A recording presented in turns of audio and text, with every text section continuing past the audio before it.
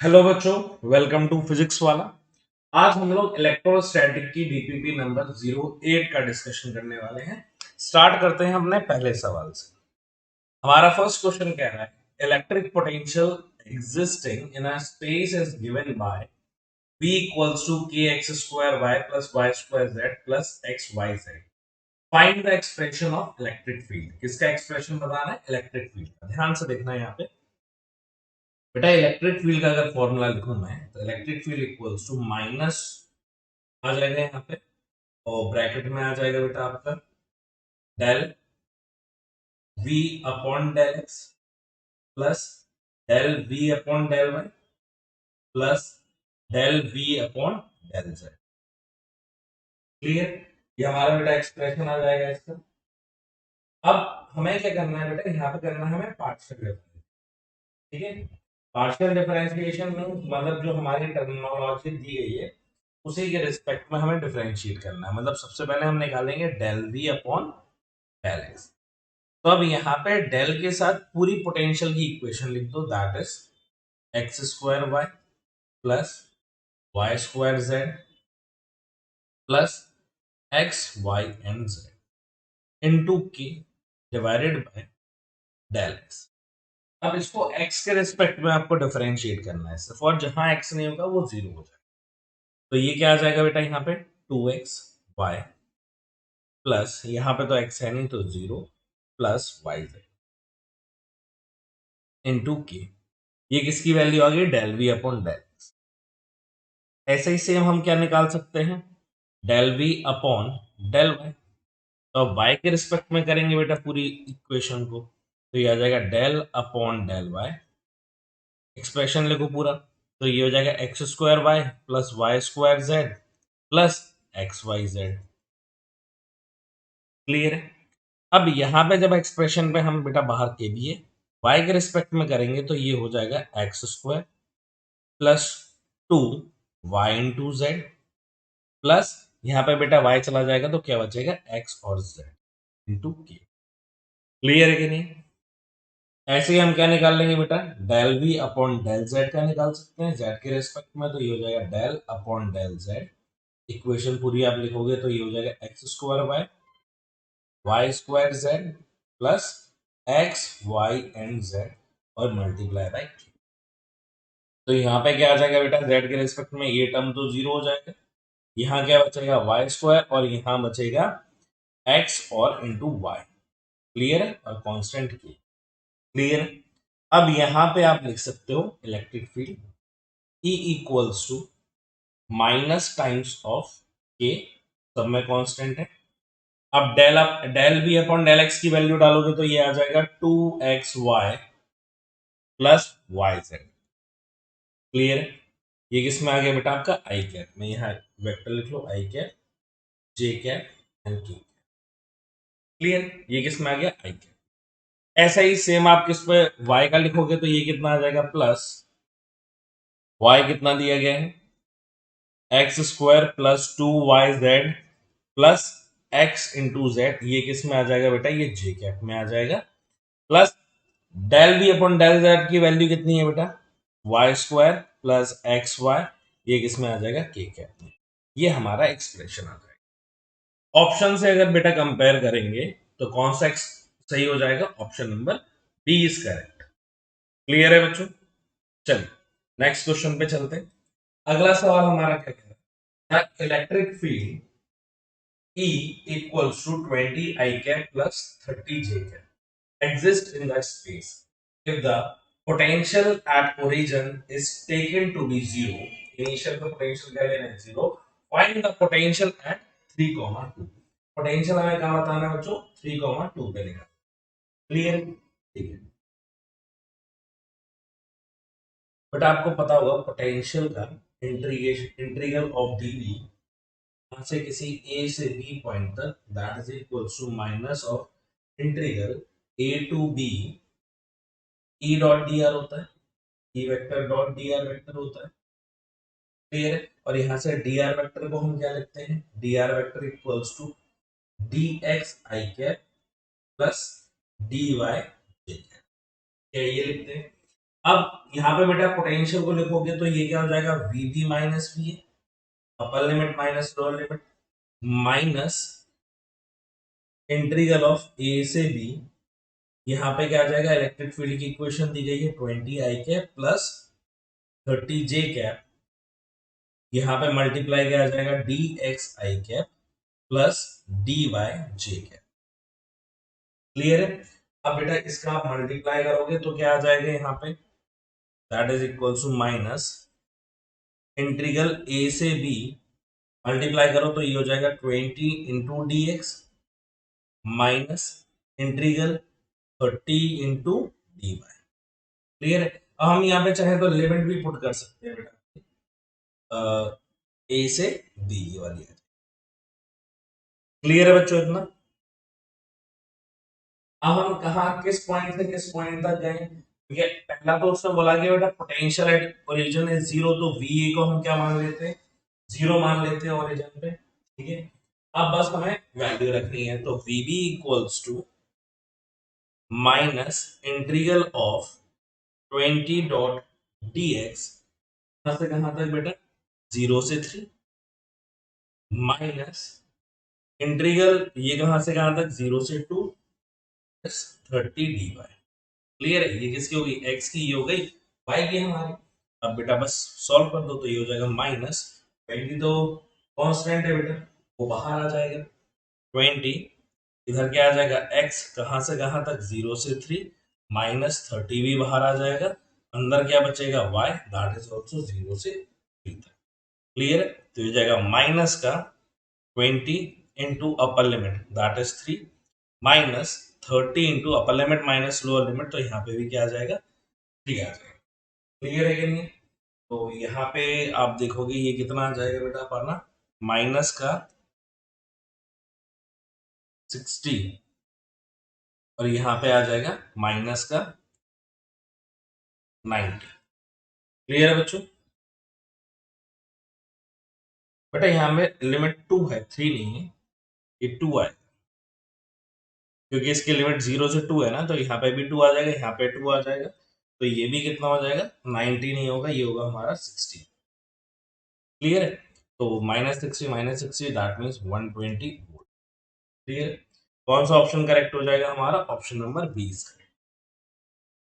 Next question, 2 points are at a distance A and B where A is less than B for a long straight string having a linear charge density lambda. The potential difference between the point is proportional to. यहाँ पे अगर बेटा मैं एक straight wire बनाऊं, और straight wire कैसा है, स्ट्रेट ही बोला है,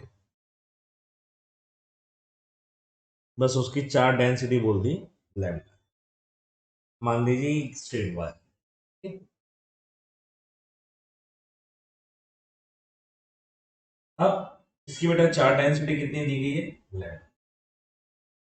अब इससे दूर 2 पॉइंट है, एक पॉइंट ए दिया गया है, दूसरा पॉइंट बी दिया गया है, और इसका डिस्टेंस हम लोग स्मॉल ए ले लेते हैं, और इसका डिस्टेंस हम लोग स्मॉल बी ले लेते हैं। अब यहाँ पे अगर बेटा पोटेंशियल की बात करेंगे, due to this charge wire string that is equal to integral A से बी तक D B equals to minus integration of A से B F dot D R के बराबर हो जाएगा। क्लियर। अब यहाँ पे अगर हम लोग वैल्यू देखेंगे इसकी, अगर इसकी वैल्यू देखेंगे तो ये कितना हो जाएगा, V B minus P, value अगर मैं रखूं इसकी माइनस ए से बी तक, इलेक्ट्रिक फील्ड कितनी आ जाएगी, lambda upon 2 pi epsilon naught into R, या एल लेना है तो एल ले लेना है, इसका जो भी डिस्टेंस है, डॉट यहाँ पे क्या आ जाएगा, डी आर आ जाएगा। क्लियर।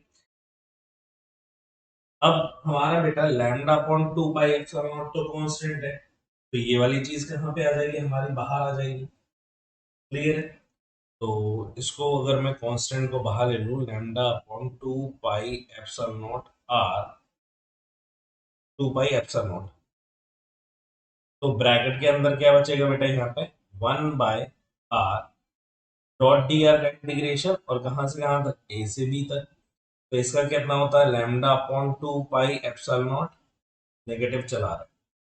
1/r का बेटा आपका इंटीग्रेशन क्या होता है, ln ऑफ r हो जाएगा। लिमिट कहां से कहां तक, a से b तक। ठीक है, तो ये हो जाएगा minus of lambda upon 2 pi epsilon not और log b minus log a हो जाएगा। ठीक है, तो log a माइनस b मतलब log a अपॉन b, तो minus lambda upon 2 pi epsilon not ln of b upon a। Clear है। हमसे पूछा था कि ये पोटेंशियल किसके डायरेक्टली प्रोपोर्शनल होगा, lambda upon 2 pi epsilon naught तो कांस्टेंट हो गया, तो डायरेक्टली प्रोपोर्शनल किसके आ रहा है, ln of b upon a। कौन सा ऑप्शन करेक्ट हो जाएगा यहाँ पे हमारा, option number D is correct. Clear है बच्चों, चलिए next. Consider a thin spherical shell of radius r with its center at the origin carrying a uniform positive charge. The variation of electric field and electric potential with the radial distance r from the center is given by। तो बेटा अभी ये आपका sphere हो जाएगा। ठीक है,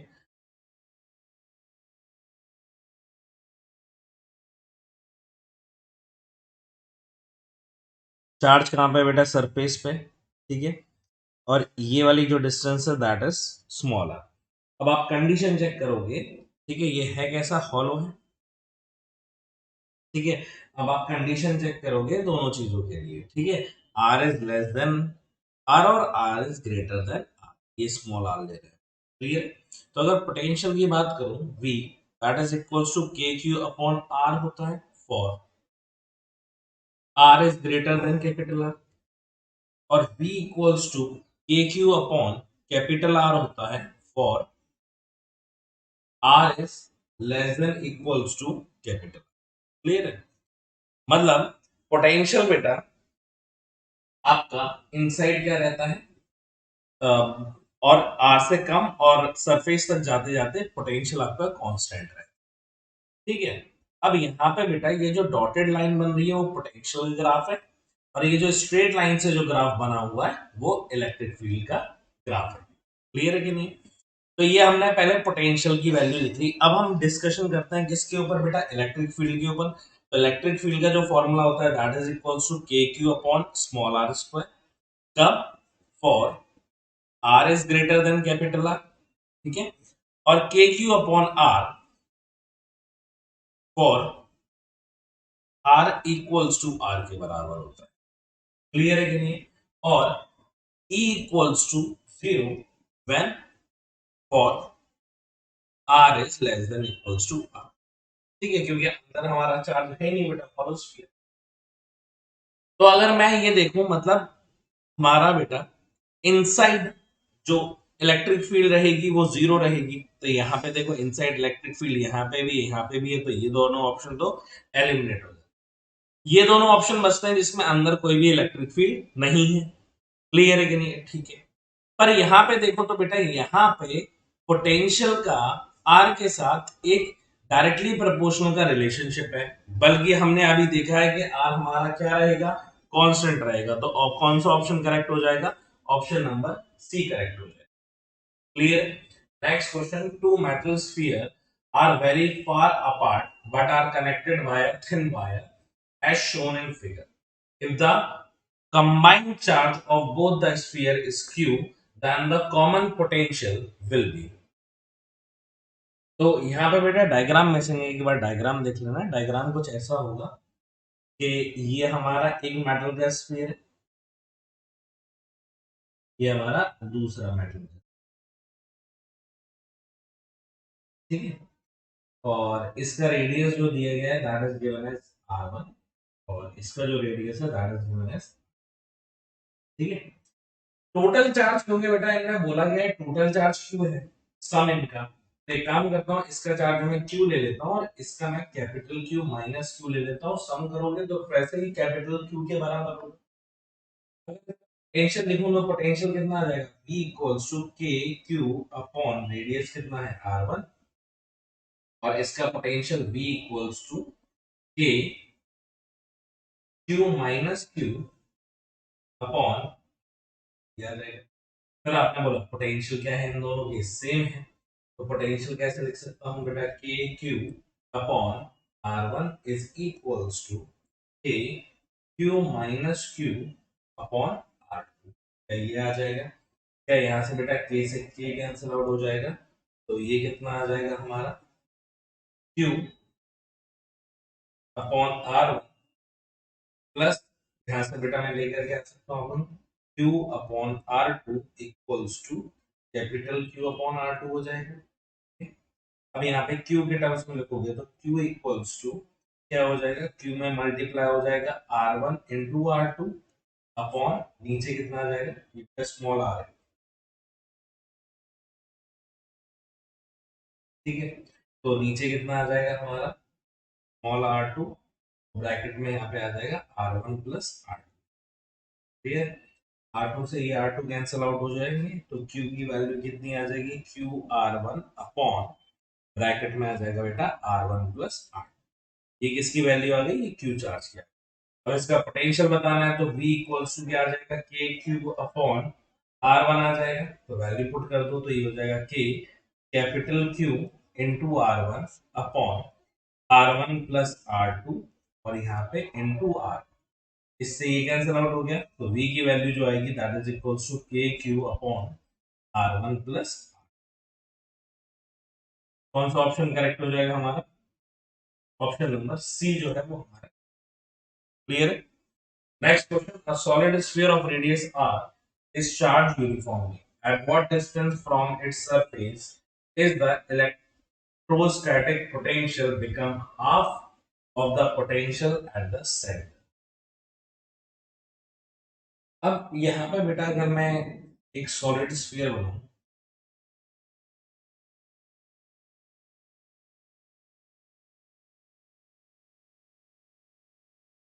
और सॉलिड स्फीयर में चार्ज कैसा है, यूनिफॉर्मली डिस्ट्रीब्यूटेड, कुछ इस तरीके से। ठीक है, और आपने at what distance from the surface electrostatic becomes, मान लीजिए ये पी पॉइंट पे हाफ हो जाता है, जिसकी डिस्टेंस कितनी है बेटा, एक्स है पॉइंट से, और इसका रेडियस जो दिया गया दैट इज क्या। अगर पहले इस स्फीयर का पोटेंशियल लिखूंगा तो ये v कितना आ जाएगा, that is equals to K Q upon 2 R cube 3 R square minus small R square, तब for R is less than equals to R cube. Clear है कि नहीं। अब अगर एट सेंटर पूछा गया है तो at centre R equals to zero हो जाएगा। अब आर की वैल्यू अगर मैं जीरो पुट कर दूंगा तो potential at centre equals to K Q upon 2 R cube into, यहाँ पे कितना आ जाएगा, 3 कैपिटल आर स्क्वायर, इससे बेटा ये कैंसिल आउट हो गया, तो potential at centre equals to कितने आ जाएगा, 3/2 K cube upon R cube. Clear है कि नहीं। अब अगर बेटा पोटेंशियल में इस पी पॉइंट पे लिखूं जहां पे हाफ हुआ है, तो potential eight P is equals to k cube upon r where r is greater than r। ठीक है, अब r बेटा जो डिस्टेंस होता है that is from the centre, r कहां से होता है, डिस्टेंस फ्रॉम सेंटर। तो यहाँ पे अगर मैं देखूंगा तो पोटेंशियल एट p किसके बराबर आ जाएगा, k cube upon r radius plus x के। क्लियर है कि नहीं। अब हम क्या कर सकते हैं बेटा, अब हम इन दोनों को कंपेयर कर सकते हैं। तो हमसे बोला गया है कि potential at P is equal to half time potential at C के बराबर है। तो P पे पोटेंशियल कितना है, K cube upon R plus X है, that is equal to half times of BC, center पे कितना है 3/2 into K cube upon capital. Clear, K Q से के क्यू कैंसिल आउट हो जाएंगे हमारे, मल्टीप्लाई करके अगर मैं देखूं यहाँ पे कितना आ जाएगा, तो ये आ जाएगा 4r is equals to 3r plus 3। Clear है, तो r इक्वल्स टू किसके बराबर आ गया, 3x, तो x की वैल्यू कितनी आ गई है, r/। क्लियर, तो कौन सा ऑप्शन करेक्ट हो जाएगा, r/3 is the correct answer. Next question, if the electric potential of the linear shell is 10 volt and that of the outer shell is 5 volt, then the potential at the center will. तो यहाँ पे बेटा दो आपको hollow sphere दिए गए हैं, मतलब एक अंदर वाला हॉलो है जिसकी इस शेल का पोटेंशियल 10 वोल्ट दिया गया है,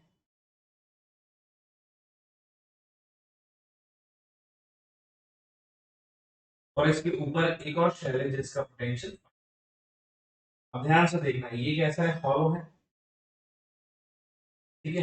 अब अगर ये हॉलो है तो इसका अंदर की इलेक्ट्रिक फील्ड क्या हो जाएगी बेटा, जीरो। और आप जानते हो क्योंकि ये हॉलो है तो हमारी पोटेंशियल जो रहता है इनसाइड और जो सरफेस पे रहता है वो सेम रहता है। इनसाइड का पोटेंशियल हमसे सेंटर का पूछा गया था, तो centre will be same as that of surface. Surface का पोटेंशियल कितना है, 10 वोल्ट, तो सेंटर का भी पोटेंशियल कितना आ जाएगा बेटा, 10 वोल्ट ही है। Clear? Next, a proton moves with a speed u directly towards a free proton originally at rest. Find the distance of closest approach for the two protons, given that the mass of the proton is m and the charge of the proton is plus e. Clear? तो ये कुछ बेटा ऐसा बन जाएगा कि मान लो ये हमारा एक प्रोटॉन है प्लस ई, तो ये इधर पे जा रहा है, वेलोसिटी। क्लियर है? अब यहाँ पे एक और रखा हुआ है plus E, that is anti rest, तो इसकी वेलोसिटी कितनी है, u2 that is equals to 0। अब ये जाकर के बेटा इससे कोलाइड करता है, ठीक है, ठीक है। अब इसके बाद जैसे ही ये कोलाइड करता है, अच्छा, the find the distance of the closest approach for the two proton, closest approach यहाँ पे रह गया, ठीक है। मान लो इस पोजीशन पे, ये जहां पे ये हमारा प्लस है, अब ये बेटा कुछ डिस्टेंस के बाद, क्योंकि दोनों पॉजिटिव है तो ये इसको रिपेल करने लगेगा, और दोनों फिर क्या करने लगते हैं, एक साथ एक ही वेलोसिटी में मूव करने। क्लियर है? तो दोनों की फाइनल वेलोसिटी हम लोग सिस्टम की क्या ले लेते हैं, v ले लेते हैं।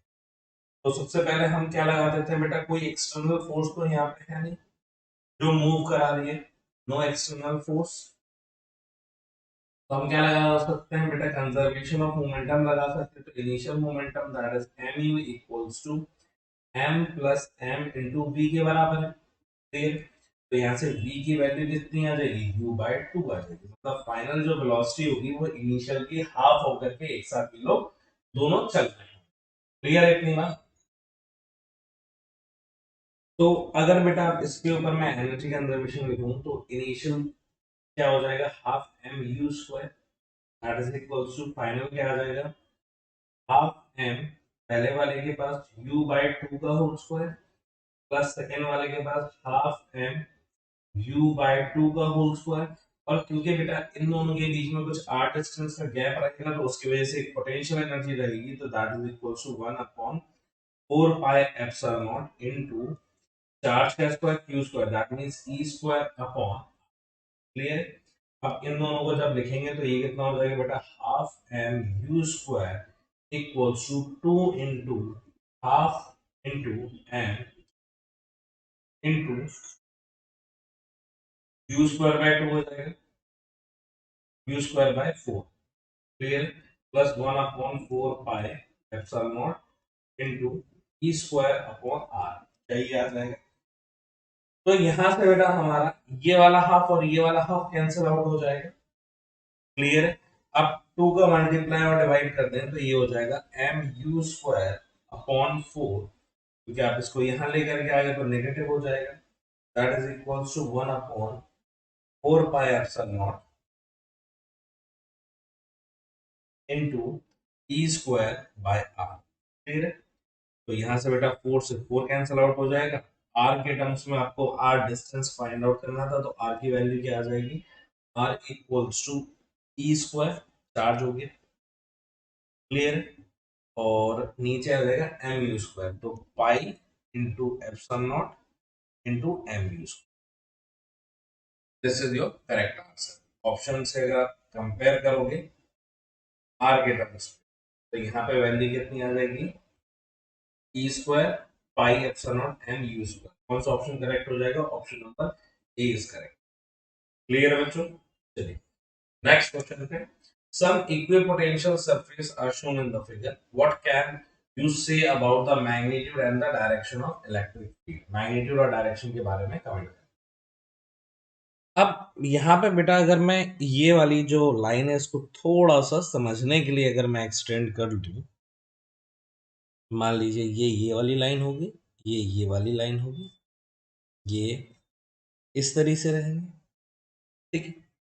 अब क्योंकि बेटा हम लोग जानते हैं कि हमारी जो इलेक्ट्रिक फील्ड रहती है वो perpendicular to the equipotential surface रहती है, ठीक है। तो यहां से बेटा परपेंडिकुलर की बात करूंगा तो ऐसा कुछ जाएगा, क्लियर है। क्योंकि ये चीज क्या होनी चाहिए, electric field vector is perpendicular to the equipotential surface, clear. तो यहाँ से E इक्वल्स टू किसके बराबर हो जाएगा बेटा, dB अपॉन dx के बराबर आ जाएगा, that is equals to minus change in potential upon delta, clear. एक चीज याद रखना बेटा, ये x किस में दिया गया है, सेंटीमीटर में दिया गया है, तो यहाँ पे 10 टू द पावर -2 आएगा ही आएगा, ठीक है।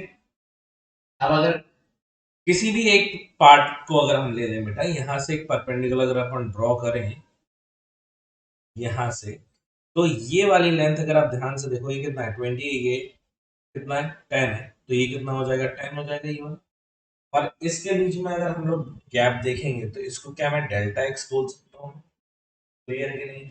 और डेल्टा एक्स किसके बराबर आ जाएगा, ये एंगल 30 है, ये 10 है, तो डेल्टा एक्स की वैल्यू जो आ जाएगी that is equal to 10 sin 30 के बराबर आ जाएगी इस ट्राइंगल, क्लियर। आप वैल्यू पुट कर दो, कितना आ गया चेंज इन पोटेंशियल, डेल्टा भी कितना है, ये 10 है, ये 20, तो डिफरेंस कितने का आ रहा है बेटा 10 का आ रहा है।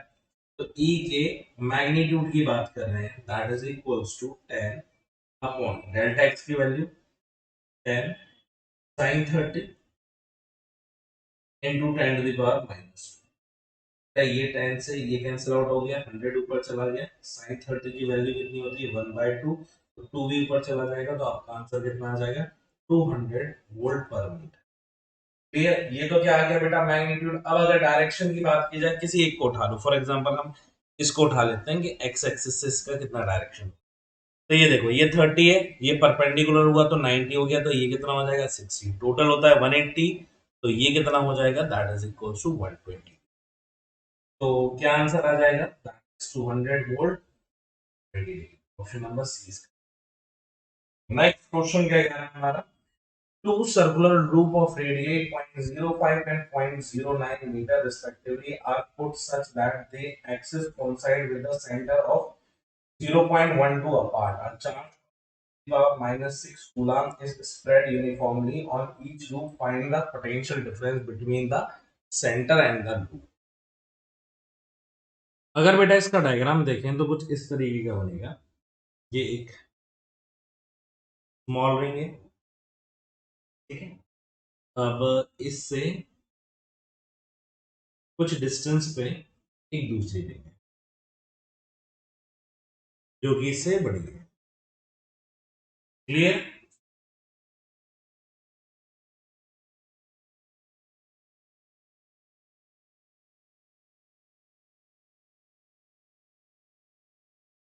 तो ये वाला बेटा इसका जो रेडियस हमें दिया गया है that is given as 0.09 metre, इसका जो दिया गया है वो हमें दिया गया है 0.05 मीटर, इन दोनों की जो बीच के डिस्टेंस है दैट इज 0.12 मीटर्स, ये दी गई है, ये 1 है और ये 2। इस पे जो चार्ज है that is given as q1, इस पे जो चार्ज है दैट इज गिवन एज, ठीक है।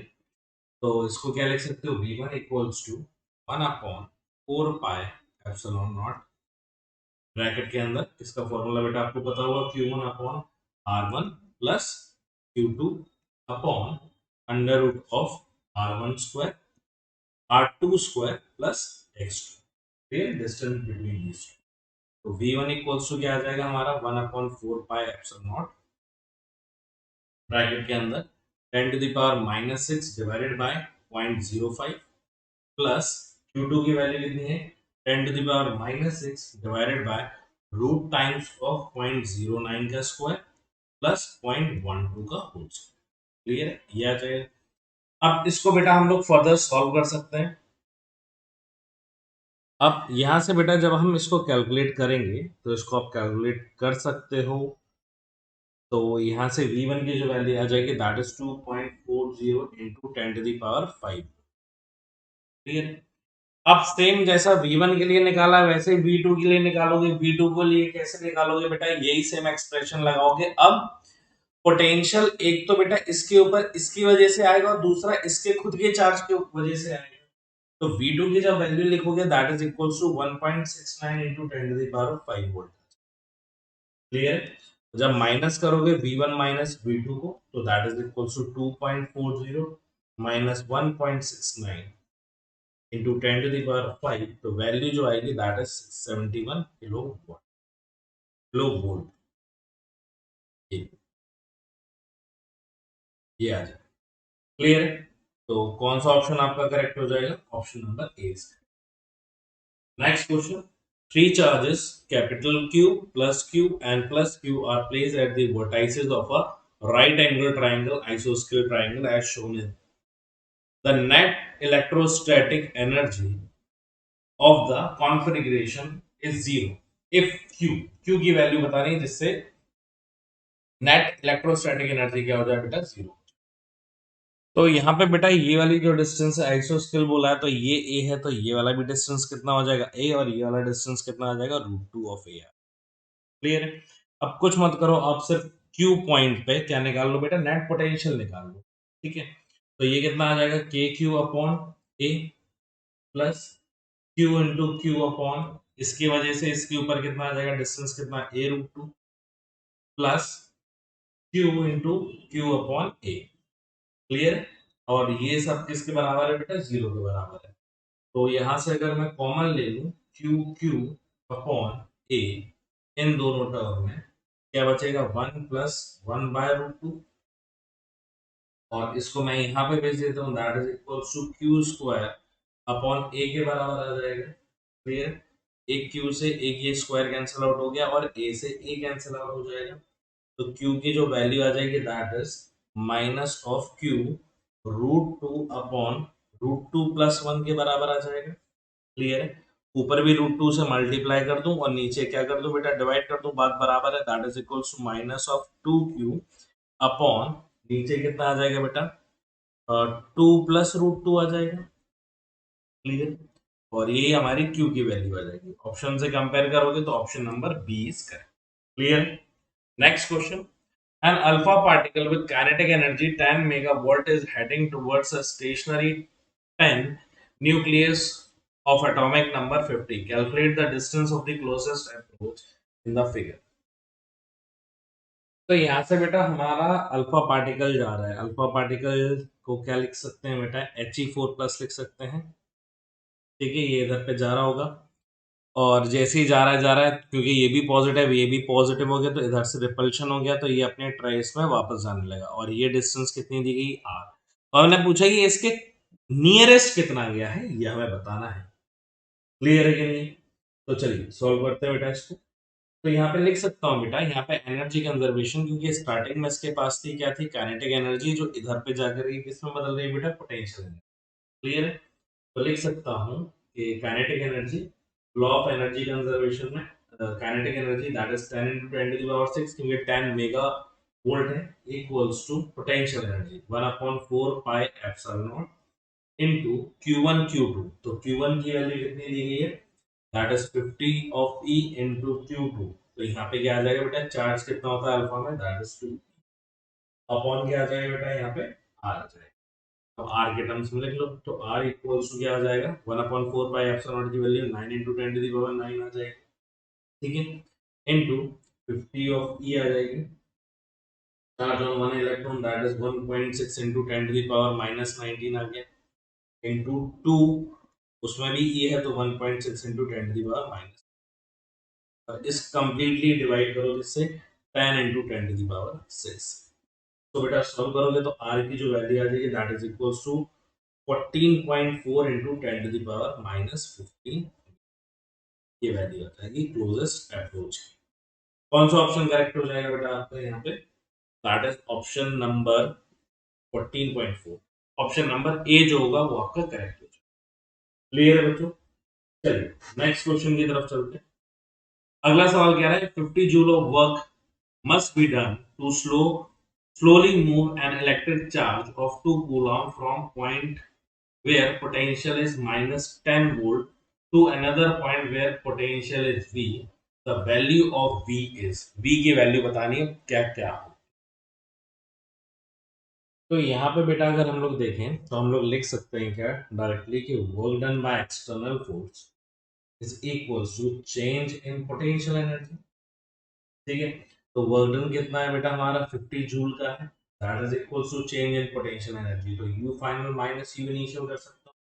तो फाइनली किसके बराबर होती है एनर्जी बेटा, फाइनल एनर्जी जो रहेगी यहाँ पे अगर आपको याद हो तो इसका फॉर्मूला क्या, Q इंटू बी के बराबर भी रहता है। तो फाइनली Q कितना है बेटा 2 कूलम है और पोटेंशियल कितना है V माइनस इनिशियल पोटेंशियल कितना दिया गया है बेटा यहाँ पे 10 वोल्ट दिया गया है माइनस। तो ये माइनस माइनस प्लस हो जाएंगे तो 50 इक्वल्स टू 2V प्लस 20 हो जाएगा। क्लियर है, ये इसमें भी Q का मल्टीप्लाई हो जाएगा तो 2 कूलम है, ये इधर जाएगा तो ये कितना हो जाएगा 30। तो V की वैल्यू कितनी आ जाएगी 30/2, दैट मींस। क्लियर है, कौन सा ऑप्शन करेक्ट हो जाएगा हमारा, option number C is. Clear है बच्चों, थैंक यू सो मच बच्चों, मैं उम्मीद करता हूँ आपको ये डिस्कशन समझ में आया होगा। बाकी हम लोग अपने नेक्स्ट डीपीपी के डिस्कशन में मिलते हैं। Thank you so much.